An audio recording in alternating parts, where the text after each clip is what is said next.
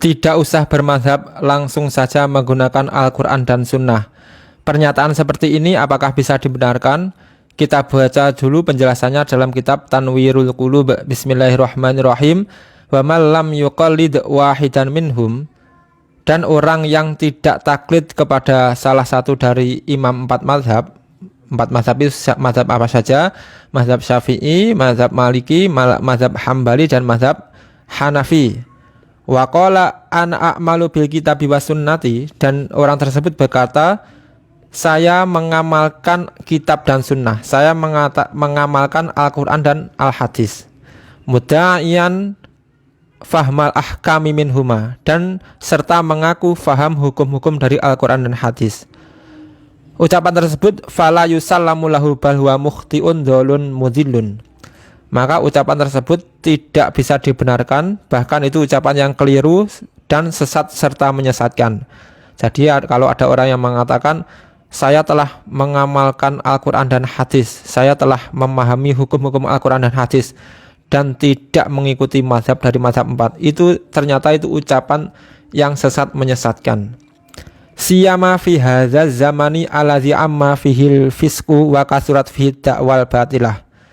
Apalagi di zaman ini yang telah banyak kefasikan dan banyak pengakuan-pengakuan yang batil.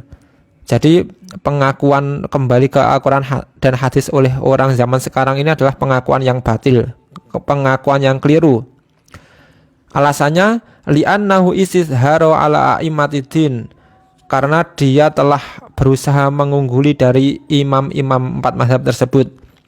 Wahwa dunahum fil ilmi, padahal dia itu di bawah para imam mazhab dalam hal ilmunya, dalam sisi ilmunya di bawah imam empat mazhab. Wal amali, dalam pengamalan agama di bawah imam empat mazhab.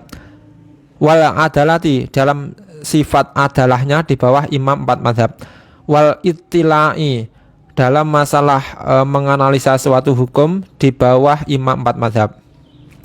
La yusma'u li ghairihim kalamun hatta yazida alaihim, karena tidak terdengar satu orang pun yang melebihi kapasitas dari imam empat mazhab pun. Tidak terdengar satu orang pun yang kapasitas kealimannya melebihi imam empat mazhab tersebut.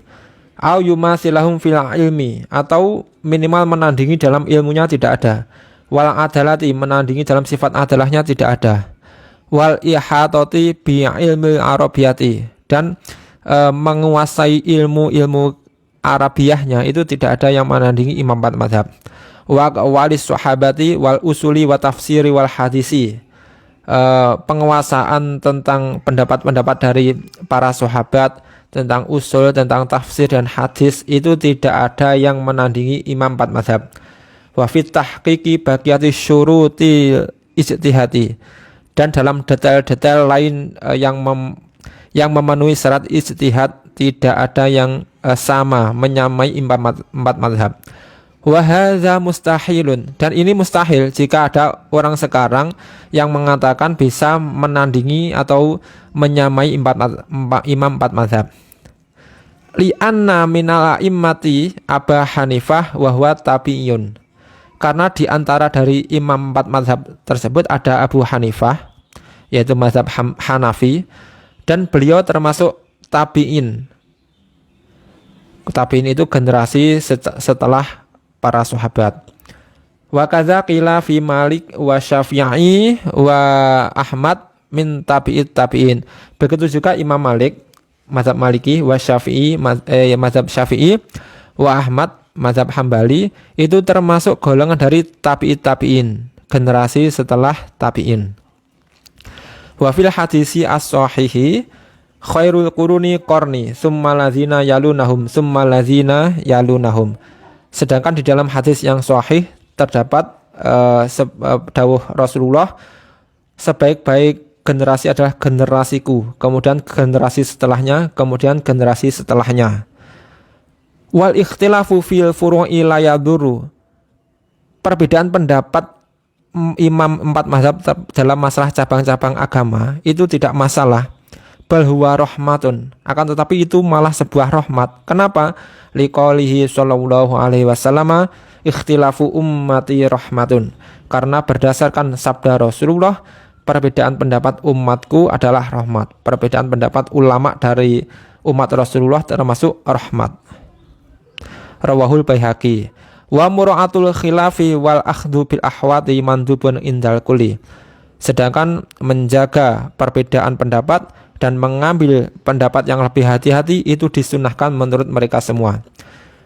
Jadi intinya para imam 4 mazhab itu lebih tahu Al-Quran dan hadis daripada orang-orang sekarang. Lebih detail menggali hukum dari Al-Quran dan hadis daripada orang-orang sekarang. Jadi bahkan para imam hadis pun, para ulama ahli hadis seperti Imam Bukhari dan lain-lain itu juga bermazhab. Jadi kalau ada orang yang mengatakan nggak usah bermazhab, langsung saja kembali ke Al-Quran dan Sunnah, ini ucapan yang sepertinya benar, tapi ini di luar nurul ya. Jadi kalau ada orang yang mengatakan seperti itu, jawab saja, nggak bahaya ta.